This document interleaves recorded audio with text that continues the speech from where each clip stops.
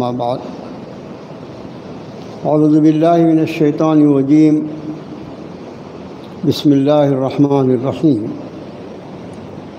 یا ایہا الذین آمنوا کتب علیکم الصیام کما کتب علی الذین من قبلکم لعلکم تتقون ایاما معدودات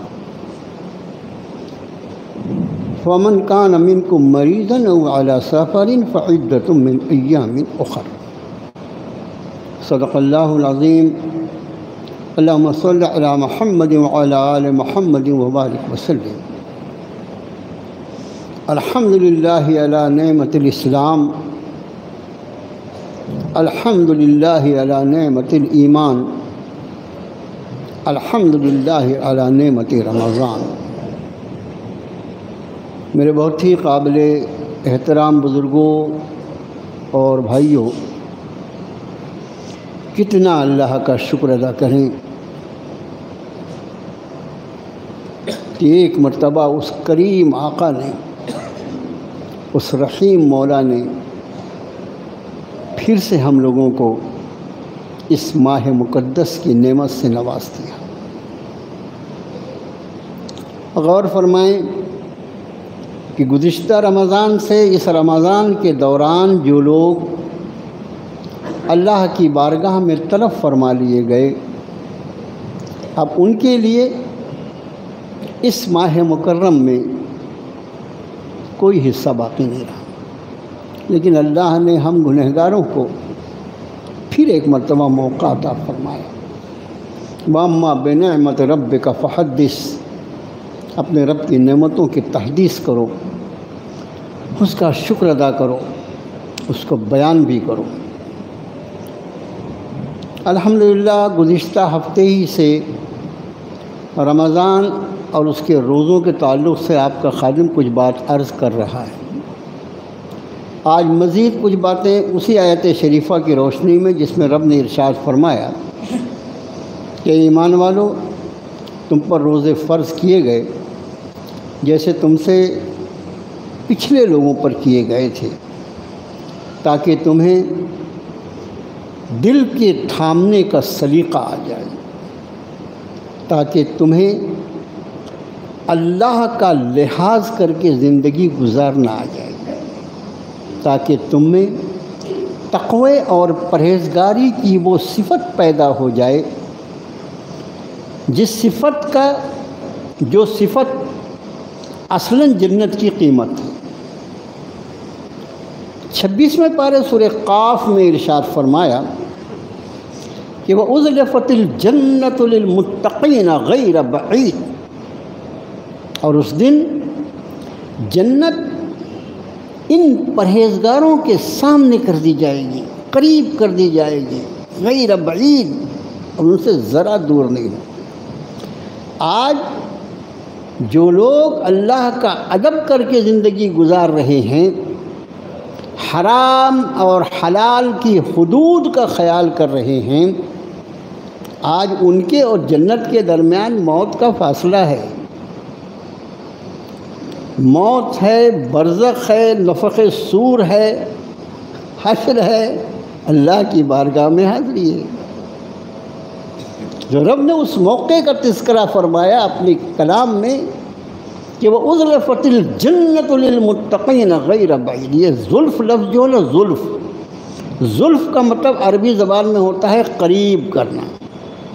یہ بال کو زلف اس لیے کہا جاتا ہے کہ بال جسم کا حصہ نہ ہونے کے بعد بھی جسم سے سب سے قریب ہوتا ہے، اس لیے اس کو زلف کہتے ہیں۔ تو فرمایا جنت کو اُزْلِفَتِ الْجَنَّةُ، اور جنت بالکل قریب کر دی جائے گی۔ وَأُزْلِفَتِ الْجَنَّةُ لِلْمُتَّقِينَ غَيْرَ بَعِيدٍ، اور ذرا دور نہیں ہوگی۔ اور ارشاد فرمایا جائے گا هَذَا مَا تُوعَدُونَ لِكُلِّ أَوَّابٍ حَفِيظٍ، یہ ہے وہ جنت جس کا وعدہ ہر اس شخص سے کیا گیا تھا جو اواب ہو، جو اللہ کی طرف توجہ کرنے والا ہو، اور حفیظ ہو، اللہ کی حدود کی حفاظت کرنے والا۔ لِكُلِّ أَوَّابٍ حَفِيظٍ، من خشی الرحمن بالغیب وجاء بقلب منیب، وہ جو حضرت رحمان سے بن دیکھے ڈرتا تھا۔ من خشی الرحمن بالغیب، حضرت رحمان سے ڈرتا تھا، دیکھا نہیں تھا اس نے، صرف اپنے رب کو اپنی ایمان کی آنکھوں سے اس نے دیکھا تھا، اپنے رب کی معرفت اس نے اس کے کلام کے ذریعے، اس کے نبی محترم صلی اللہ علیہ وسلم کے ذریعے اس نے حاصل کی تھی، اور اس رب، اس ان دیکھے رب سے ڈر ڈر کے زندگی گزار۔ فرمایا جائے گا من خشی الرحمن بالغیب وجاء بقلب منیب، اور جو پلٹ کر اللہ کی طرف رجوع کرنے والا دل لے کر آیا ہوگا، اس سے یہ بات ارشاد فرمائے ادخلوها بسلام، ادخلوها بسلام، جمع کا صیغہ ہے، جاؤ ایسے سارے کے سارے بندوں جو اللہ سے ڈر کے زندگی گزار کے آئے ہیں، جو اللہ کا لحاظ کر کے زندگی گزار کے آئے ہیں، جنہوں نے منمانی زندگی نہیں گزارا، جن کی ہر سانس کے ساتھ ان کو اس کا احساس تھا کہ ہم کسی کے بندے ہیں، کوئی ہمارا مولا ہے، جن کو قدم قدم پر اس کا استحضار تھا کہ میں کوئی قدم اپنی مرضی سے اٹھانے کا حقدار نہیں ہوں، جس نے میرے قدموں میں طاقت عطا فرمائی ہے، اس کی مرضی کے مطابق اگر میں قدم نہ اٹھاؤں گا تو کل مجھ کو جواب دینا ہوگا۔ فرمایا ادخلوها بالسلام، جاؤ سب کے سب داخل ہو جاؤ اس میں سلامتی کے ساتھ، ذالک یوم الخلود، یہ وہ دن ہے دنیا میں میرے بندو، دنیا بھی کامیابیاں ناکامیاں، تو پوری دنیا بولے تو ان ساری چیزوں کا قیامت ہے۔ کامیاب بھی ہوتے تھے تو ڈر لگتا تھا کہ نہ جانے یہ کامیابی خدا جانے کب ناکامی میں تبدیل ہوگی، اور پھر ایک خدشہ تو ہمیشہ لگا تھا نا کہ چاہے ساری دنیا سمیٹ کے میں تمہارے دامن میں ڈال دوں، لیکن موت سے تو ڈر لگا ہوا تھا نا، موت آئے گی اور سب چھوڑ کے مجھ کو واپس جانا۔ وَمَا ذَلِكَ يَوْمُ الْخُلُودِ، اب یہ وہ دن ہے آج اس جنت کے داخلے کا کہ اس میں خلود ہے، ہمیشگی ہے، اب تجھ کو میں نے ہمیشہ ہمیشہ جنت عطا فرما دیا، نہ تو کبھی یہاں سے نکالا جائے گا، اور جو عطا و بخشش میری ہمیشہ تجھ پر مسلسل اس کی بھرن برستی رہے۔ ایسی زندگی، اس زندگی کے لیے رب تعالیٰ نے اس روزے کو فرض کیا ہے لعلکم تتقون، تاکہ تمہیں تقوی اور پرہیزگاری ہو۔ اور پھر اس ماہ مکرم کے ساتھ اللہ عز و جل نے اہل ایمان کا جو اکرام فرمایا ہے، حدیث مبارکہ کی روشنی میں اس کو دیکھے، ایک ایک وہ خاص عنایت اور کرم کا معاملہ جو اہل ایمان کے ساتھ رب نے اس ماہ مکرم میں فرمایا ہے، دیکھتے ہوئے لگتا ہے کہ یہ مومن اللہ کا کتنا لاڈلا ہے، اللہ کا کتنا محبوب ہے، اور اس کا رب کس طرح اس کو اپنے عذاب سے بچا کر اپنی عطاؤں کا حقدار بنانا چاہتا ہے۔ اللہ کے رسول صلی اللہ علیہ وسلم کے مختلف ارشادات الگ الگ راویوں کے ساتھ بیان کیا جائے تو وقت بھی زیادہ ہو جائے، اور ممکن بھی نہیں میرے جیسے بوڑھے آدمی کے لیے، جو مختلف ارشادات ہیں۔ میں ایک ایسا مہینہ کہ جس مہینے میں نفل کا ثواب فرض کے برابر اور فرض کا ثواب 70 فرائض کے برابر۔ حالانکہ نفل ایک ایسا عمل ہوتا ہے کہ اگر آدمی نے زندگی بھر کوئی نفل عمل نہیں کیا تو اس سے انشاءاللہ کوئی پوچھ نہیں۔ لفظ نفل جو ہے عربی میں اس کا مطلب ہوتا ہے زائد، یعنی جو فرائض ہیں، واجبات ہیں، اس سے یہ زیادہ ہے۔ اب کوئی کرے تو قرآن کا ایک اصول بیان کیا، فَمَن تَطَوَّعَ خَيْرًا فَهُوَ خَيْرٌ لَهُ، جو کوئی اپنی خوشی سے نیکی میں آگے بڑھے گا اسی کے لیے ہوگا، وہ اسی کے کام آئے گا۔ تو یہ نفل عمل جو ہوتا ہے، یہ آدمی اگر زندگی میں بفرض محال ایک نفل عمل نہ کرے، ایک رکعت نفل نہ پڑھے، کوئی نفل نہ کام کرے تو اس سے کوئی پوچھ نہیں ہوگی. پوچھ جو ہوگی وہ فرائض کے بارے میں ہوگی، واجبات کے بارے میں ہوگی. لیکن ایسا کریمانہ فیصلہ اس فرض کی ادائیگی، اس نفل کی ادائیگی پر فرض کا ثواب عطا فرمائے. ایک فرض کی ادائیگی پر 70 فرائض کے برابر نیکیوں کی یہ کہیے کہ بھرن برستی ہے. ثواب کا اللہ عز و جل کی بارگاہ سے ثواب کی اور اجر کی اور اس کی رحمتوں کی اور اس کی عنایتوں کی مسلسل بارش ہوتی تھی. احادیث مبارکہ کی روشنی میں عرش الہی جو ہے وہ پورے رمضان کے لیے آسمان دنیا پر آ جاتا ہے. وہ 7 آسمان کے پرے اللہ بہتر جانے عرش الہی کیا ہے، کہاں ہے، لیکن احادیث مبارکہ میں یہ مضمون ہے کہ پورے رمضان کے لیے عرش الہی آسمان دنیا پر آ جاتا ہے. اور رب تعالیٰ مسلسل، کیا رمضان کے روزے داروں کی دن ہوں، کیا روزے داروں کی راتیں ہوں، چاہے اس کا روزہ ہو، اس کی تراویح ہو، اس کی سحر ہو، اس کی افطار ہو، اس کا رونا دھونا ہو، اس کا اپنے رب کی بارگاہ میں تڑپنا ہو، مسلسل پکارا جاتا ہے کون ہے کیا مانگنے والا، میں اس کو عطا کروں. مسلسل. یہی وجہ ہے کہ دعا کی قبولیت کے لیے رمضان کی جو خاصیت اللہ نے رکھی ہے کہ 24 گھنٹہ قبولیت دعا کے اوقات بھی. جیسے آپ دیکھیے کہ احادیث مبارکہ کی روشنی یہ معلوم ہوتا ہے کہ رات کا آخری حصہ جو ہوتا ہے، رات کا آخری تہائی حصہ، یہ دعا کی قبولیت کے لیے انتہائی اہم ترین ہوتا ہے. اب سوال یہ پیدا ہوتا ہے کہ جو رات کا آخری حصہ ہوتا ہے وہ تاثیر تو پورے دن میں آ جاتی ہے، پورے 24 گھنٹے میں آ جاتی ہے، لیکن جب وہ آخری رات کا حصہ آتا ہوگا تو اس وقت اس کی تاثیر کیا ہوتی ہوگی، آپ اس کا انداز کر سکتے ہیں.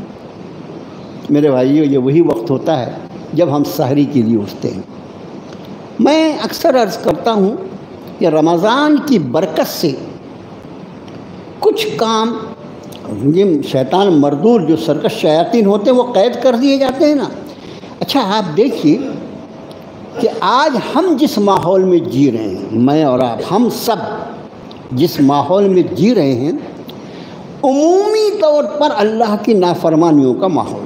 عمومی طور پر امت کا 90% بے نمازی، تو کیا اس کا کیا ماحول ہے. لیکن آپ دیکھیے اس ماہ مکرم کی برکات کو دیکھیے کہ مہینے کے آتے ہی الحمدللہ 11 مہینے جو لوگ مسجد سے بے تعلق رہے، اللہ تعالیٰ ان کا بھی تعلق جو وہ بھی آ جاتے ہیں مسجد میں. یہ اس مہینے کی برکت ہے، اس کے لیے کوئی الگ سے تحریک نہیں چلائی جاتی. دوسری بات، اللہ فعال لما یرید ہے. یہ فعال لما یرید یہ قرآن کی آیت کا حصہ ہے. جو ارادہ فرمائے وہ کر گزرنے والا، کوئی اس کے ارادے کے آڑے نہیں آ سکتا. وہ کیسا فعال لما یرید ہے؟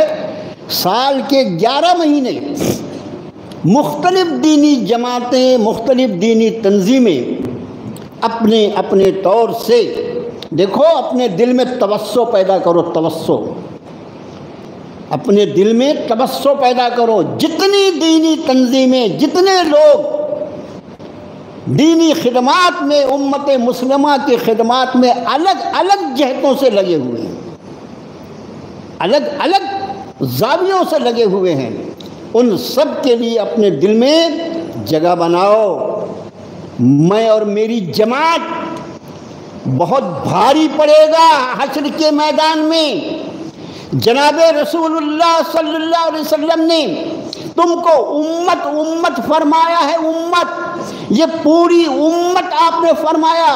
میری پوری امت ایک جسد واحد کی طرح ہے، ایک جسم کی طرح ہے. اس کے جسم کے کسی حصے کو تکلیف پہنچتی ہے تو پورا جسم اس کو محسوس کرتا ہے. اور اگر تم اپنے آپ کو کسی مخصوص خانے میں قید کر کے رکھو گے تو کل اللہ کے جواب دینا مشکل پڑ جائے گا. مختلف دینی جماعتیں سال کے 11 مہینے اپنے طور سے امت مسلمہ کو مسجد سے جوڑنے کی محنتیں اور کوششیں کرتی رہتی ہیں۔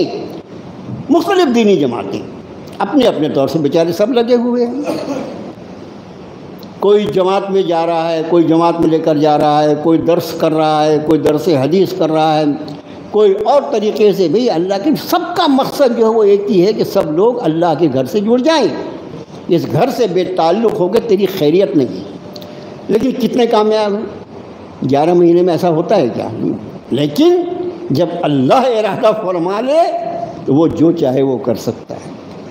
اس سے ہماری اوقات کا بھی ہمیں پتہ لگتا ہے۔ جو بہت میں کا جو بہت کلمہ پڑھتے ہیں نا، میں نے یہ کیا، میں نے وہ کیا، اس کو بھی سمجھ میں آیا کیا کیا تو نے؟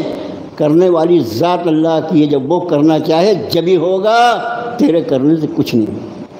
اب میرے بھائیوں، اس روزے کے تعلق سے میں نے پچھلے جمعے کو بھی عرض کیا تھا کہ روزے کی ظاہری شکل کا اختیار کرنا بہت آسان ہے۔ ہمارا کھانے پینے کا وقت ہی بدلتا ہے نا، ورنہ جتنا عام دنوں میں کھاتے اس سے زیادہ تو رمضان میں کھاتے۔ حالانکہ یہ کھانے کا مہینہ نہیں ہے۔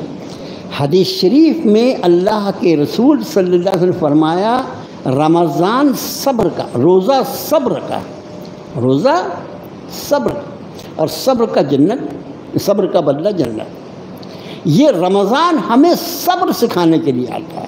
یہ رمضان ہمارے گلے میں جیسے کوئی چھٹا ہوا جانور ہو، یہ کہہ لیجیے کہ رمضان ہمارے گلے میں ہمارے رب کی ربوبیت کا بندھن ڈالنے کے لیے آتا ہے۔ یہ خیال ہمیں یہ یاد دلانے کے لیے آتا ہے کہ تو نے کسی کی بندگی اختیار کی، تو منمانا نہیں ہے۔ اس روزے کو میں نے ابھی درس میں بھی عرض کیا تھا کہ جیسے ہم اپنی نماز کو یاد رکھتے ہیں، ایک مرتبہ آدمی نے نیت باندھ لیا نماز کی، اس کے بعد اگر کوئی بیوقوف آدمی، کوئی نالائق آدمی اس کو آ کر گالی گلوچ بھی کرے تو وہ نماز میں خاموش کھڑا رہتا ہے۔ میں ابھی نماز میں ہوں نا، ابھی سلام پھیرتا ہوں جب دیکھتا ہوں۔ تو جس طرح ہم اپنی نماز کو یاد رکھتے ہیں، ہر روزے دار کو چاہیے کہ وہ اپنے روزے کو یاد رکھے۔ اپنی سحری جو ہے اس کو آپ اپنی تکبیر تحریمہ سمجھ لیجئے اور افطار کو اپنا سلام سمجھ لیجئے، میں روزے سے ہوں۔ یہ کیوں؟ اللہ کے رسول صلی اللہ علیہ وسلم نے فرمایا کہ روزہ جو ہے یہ ڈھال ہے، جب تک روزہ دار اس کو پھاڑ نہ ڈالے۔ یہ اللہ ڈھال کس سے ہے؟ جہنم سے ڈھال ہے۔ پوچھا حضرات صحابہ نے کہ اللہ کے رسول صلی اللہ علیہ وسلم یہ روزہ پھٹتا کیسے ہے؟ آپ نے فرمایا جھوٹ سے اور غیبت سے۔ یہی وجہ کہ بعض علماء کے نزدیک، جمہور کے نزدیک نہیں، لیکن بعض علماء ان کے نزدیک آدمی روزہ رکھ کے جھوٹ بول دے، روزہ رکھ کے کسی کی غیبت کر دے، روزہ ختم۔ لیکن جمہور کے نزدیک یہ ہے احادیث مبارکہ کی روشنی میں کہ روزے کی برکات تو ختم ہی ہو جاتی ہیں۔ ایک جھوٹ بول دیا، ایک کسی غیبت کر دیا۔ اچھا، غیبت کو تو ہم غیبت سمجھنے کو بھی تیار نہیں۔ جب اگر کبھی کسی کو بھائی جانے دو نا، اس کے منہ پیچھے کیوں آپ بتا رہے ہیں، یہ بات کیوں بول رہے ہیں، یہ غیبت میں شامل ہو جائے گا نا۔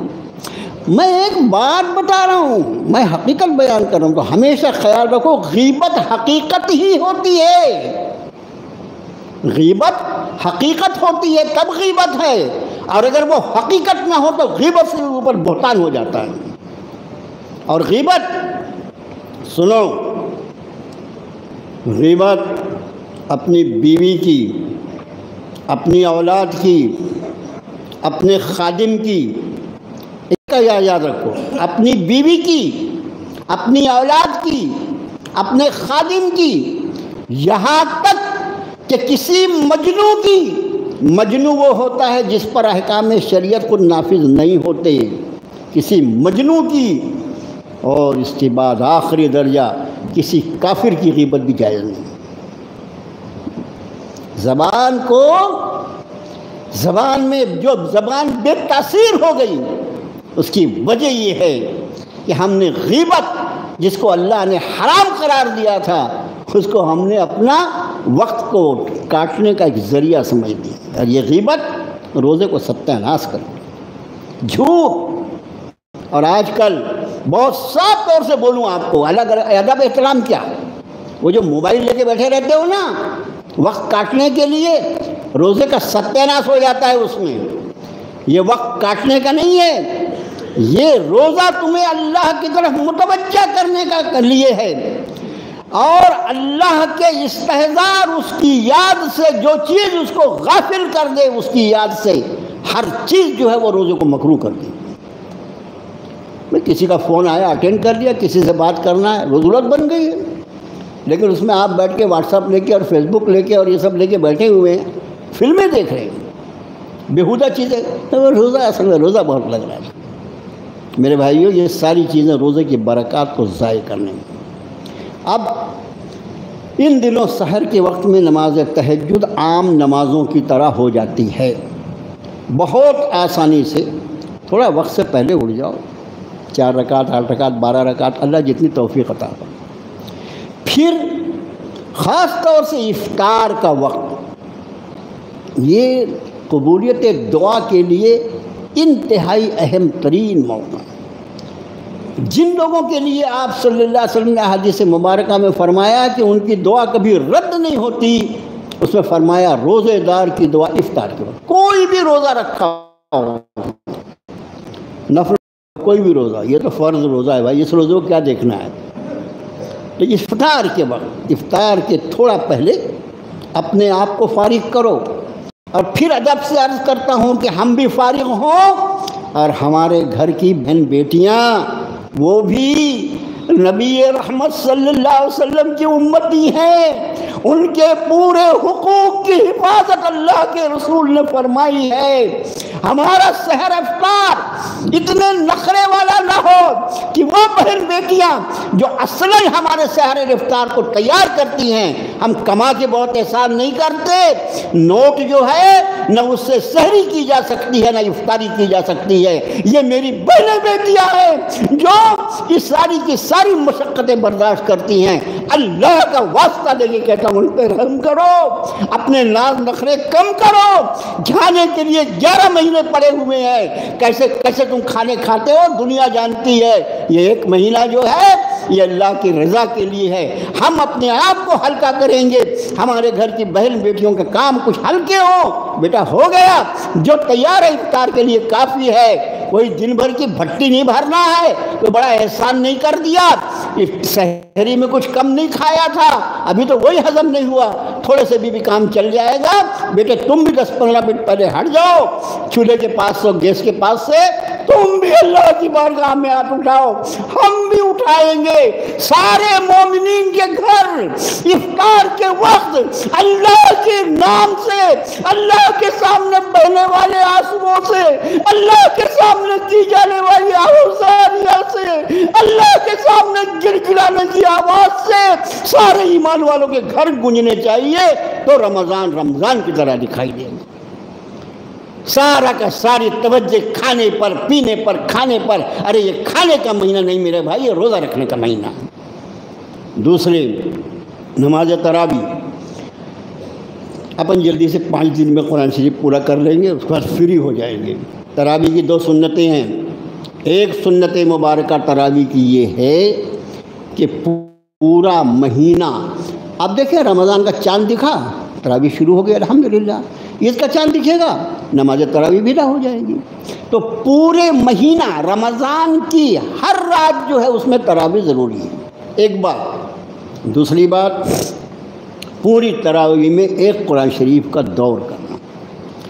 اب یہ جو 5 دن کا دور اور 6 دن کا دور اور 10 دن کا دور ہوتا ہے، ایک حدیث شریف میں اللہ کے رسول صلی اللہ علیہ وسلم نے فرمایا ڈرنا نہیں، جہاں اللہ کا کلام ساتھ ہو، جہاں رسول اللہ کا ارشاد ساتھ ہو، بالکل ڈرنے کی بات نہیں، کوئی کچھ کسی کا نہیں کر سکتا، اگر کوئی کچھ کر سکتا تو اپنا کر لینا، کوئی اپنے نہیں کر سکتا دوسرے کا کیا کر لے گا۔ آپ نے فرمایا بعض قرآن پڑھنے والے ایسے ہیں جن پر قرآن لعنت کرتا ہے۔ اللہ کا کلام مجھ پر لعنت کرے، کیا کیسے برداشت کروں گا میں اس کو؟ یہ کون لوگ ہیں؟ جو قرآن 3 مرتبہ کب تسبیح پڑھا، تشہد میں بیٹھا تو التحیات ہماری اور آپ کی نہیں ہوگی، اور والسلام علیکم ورحمۃ اللہ۔ ابھی اتنی جلدی کہاں جانا ہے؟ چوک پہ کھڑے رہیں گے جا کے، کہاں جانا ہے؟ ہمارا مزاج دیکھو، تراویح آپ کے یہاں کتنی دیر میں ہوتی ہے؟ بولے ہمارے 1 گھنٹہ 1.25 گھنٹہ لگتا ہے۔ 1 گھنٹے والی نہیں ہے کہیں۔ ارے وہ 15 منٹ بچا کے تو کرے گا کیا یہ تو بتا۔ 15 منٹ تو اپنی تلاوت کرنے والا ہے، ذکر کرنے والا ہے، اللہ کی نافرمانی کے سبب کیا کرنے والا ہے؟ ادھر ہے وہ وقت جو مسجد کے اندر گزر جائے، اس لیے کہ یہ فرشتہ ماحول ہے، یہ اللہ کا گھر ہے۔ اس دہلیز سے زیادہ بہتر دہلیز کہاں مل سکتی؟ 1 منٹ کا حساب، اور وہ بھی صرف خواہشات نفسانی کے لیے۔ میرے بھائیو بہت ادب سے یہ قرآن دیکھو، التحیات جو ہے وہ تو واجب ہے، لیکن درود شریف علماء احناف اس کو سنت لکھتے ہیں۔ علماء احناف اس کو، یہاں علماء بھی کتاب ہے، لیکن اس کے بعد ایک نوٹ لکھا انہوں نے، امام شافعی رحمۃ اللہ علیہ کے ہاں یہ درود کا پڑھنا فرض ہے، اس لیے ہماری درخواست ہے کہ اس درود کو کبھی نہ چھوڑا جائے۔ کیا چھوڑا؟ جلدی کے ہمارے کیا چھوڑا؟ رسول اللہ پہ درود پڑھنا چھوڑ دیا۔ کیا چھوڑا؟ دعائے معصورہ چھوڑ دیا۔ کیا ہمارا مزاج ہے میرے بھائیوں؟ بات سخت ہے، لیکن دیکھو ایک مرتبہ رمضان اللہ نے پھر عطا فرما دیا ہے۔ رمضان تک ہم نہیں پہنچے، ہمارے رب نے ہمیں پہنچا دیا۔ جس کے لیے اس کا فیصلہ ہوا کہ وہ نہ پہنچ سکے، ان کو اپنی بارگاہ میں اس نے طلب کر لیا۔ میرے کریم آقا نے موقع عطا فرمایا ہے، مسلمانوں اپنے آپ کو فارغ کرو اس ماہ مکرم کے لیے، جو حدیث شریف میں جو آتا ہے کہ اس میں رزق میں اضافہ کر دیا جاتا ہے، برکت کر دی جاتی ہے۔ اس کی وجہ یہ ہے کہ روزی کم محنت سے تیری ضرورت پوری ہو جائے اور تو زیادہ سے زیادہ وقت اپنے رب کو راضی کرنے کے لیے خرچ کر سکے۔ اور اس ماہ مکرم کا سب سے بڑا وظیفہ جو ہے شہر رمضان الذی انزل فیہ القرآن، چونکہ رمضان ہی میں رب تعالیٰ نے قرآن کو نازل فرمایا ہے، اس لیے سب سے بڑا وظیفہ اس ماہ مکرم کا تلاوت قرآن۔ لوگوں کو سنتے ہیں، وہ فلاں صاحب جو تھے وہ ایک رات میں قرآن شریف اپنے 24 گھنٹے میں قرآن پورا کر لیتے تھے، وہ صاحب جو تھے وہ خالی تہجد میں قرآن پڑھتے ہیں، سنتے ہیں۔ کچھ تو بھی تو سوچ کہ تو بھی کچھ کر سکتا ہے کہ نہیں۔ آخری بات جو عرض کر کے آپ کا خادم آپ سے ودا ہوگا وہ یہ کہ اگر تم یہ سوچو کہ مجھے جب وقت ملے گا میں تب کروں گا، تو تم کوئی کام کبھی نہیں کر سکتے۔ وقت جو ہے، ترجیحات کیا زیادہ ضروری ہے۔ جب صبح اٹھتے ہو تو کیسے خیال آتا ہے کہ آج میرا سب سے ضروری کام کس سے ملنا ہے؟ اس کو ترجیحات کہتے ہیں۔ مومن کی ترجیح یہ ہوتی ہے کہ اللہ کا نام لے کر اٹھے، اس کی ترجیح یہ ہوتی ہے کہ اپنے رب کا فریضہ نماز ادا کرے، اس کی ترجیح یہ ہوتی ہے کہ وہ اپنے رب کو برابر یاد کرتا رہے، اس کی ترجیحات میں یہ ہوتی ہے۔ ٹھیک اسی طرح تم جن نیکیوں کو کرنے کا ارادہ کرتے ہو اس کے لیے فرصت کا اگر انتظار کرو گے تو یاد رکھو فرصت روح کے قبض کرنے کے بعد ہی ملنے والی ہے۔ یہ فرصت ملے گی نہیں، تمہیں فرصت نکالنا پڑے گا۔ یہ مت دیکھو یہ میں کب کروں گا، اپنی زندگی کے غیر ضروری کام جو ہیں ان کو نکالو، ضروری کام کرنے کے لیے انشاءاللہ موقع خود بخود فراہم ہو جائے گا، خود بخود فراہم ہو جائے گا۔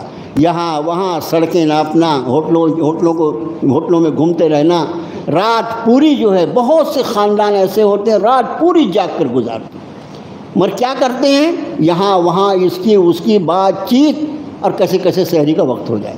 بچوں کو کنٹرول کیجئے، بچے جو باہر نکل کر لوگوں کو ڈسٹرب کرتے ہیں، پورا شہر جو مسلمانوں کی آبادی پلے گراؤنڈ بن جاتا ہے، بچوں کو اس سے منع کرو۔ میرے گھر کے بچے کو اگر میں اپنے گھر میں نہیں رکھ سکتا تو لعنت ہے میرے بڑا ہونے پر، میں اپنے گھر کے بچے کو کنٹرول کر لوں، آپ کر لو، خود بخود برائی دور ہو جائے گی۔ کوئی دوسرا اگر ہم آ کے ہمارے بچے کو کہے، ہم کو برا بھی بہت لگ جاتا ہے۔ اس لیے ہے یہ ماہ مکرم کہ ہمارے بچے راتوں میں مسجدوں کے آس پاس اور سڑکوں میں فٹ بال اور کرکٹ کھیلتے پھرے، اس کے لیے مہینہ آیا ہے۔ ان کو احساس دلاؤ کہ بیٹا اس مہینے کی اہمیت ہے، یہ مہینہ یہ فلاں اور فلاں برکتوں کو لے کر آیا ہے۔ بس میرے بھائیو، دعاؤں کا مہینہ ہے، دعاؤں کی قبولیت کا، اور امت مسلمہ جن حالات سے گزر رہی ہے آپ بھی جانتے ہیں، میں بھی جانتا ہوں، اللہ کی بارگاہ میں جب آپ اپنے لیے ہاتھ اٹھائے، اس پورے امت کے لیے ہاتھ اٹھائے کہ اللہ تعالیٰ اپنی ناراضگی کو دور فرما دے۔ وہ ناراض ہو گیا، اس لیے ہمیں غیروں کے حوالے کر دیا، اس کی ناراضگی دور ہو جائے اس کے لیے دعا فرمائیں، اس کو راضی کرنے کے لیے اپنے سے، اپنے خاندان والوں سے، اپنے کنبے قبیلے والوں سے اور پوری امت مسلمہ سے۔ وصلی اللہ تعالیٰ علی خیر خلقہ محمد وآلہ وصحبہ اجمعین۔